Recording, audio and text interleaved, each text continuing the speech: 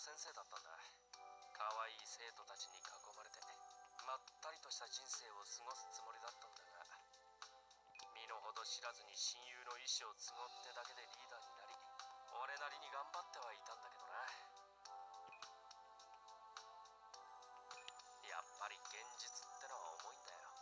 重荷を背負って当てどもなく歩く、そんな日々が続いた気がするよ。俺だけじゃとても無理だった。俺には動く前にリスクを並べ、ついつい考え込んでしまう癖があるんだ。カレンや玉木がいてくれなきゃ、思い切ったことなんて何一つできやしなかったよ。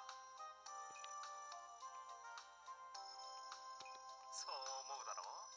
玉木はいつでもどこでもあんなだし、カレンも一度言い出すと頑固なとこあるしな。南は理屈っぽいし、杉山は時間にルーズだし、吉田は喧嘩っ早いし、井上は酒が入ると。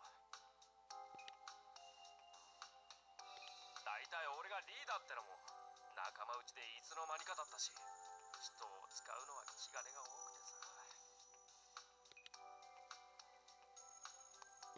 弾一発バイク1台、それを手に入れるのにもどんだけの人間の協力と犠牲が必要かわかるか。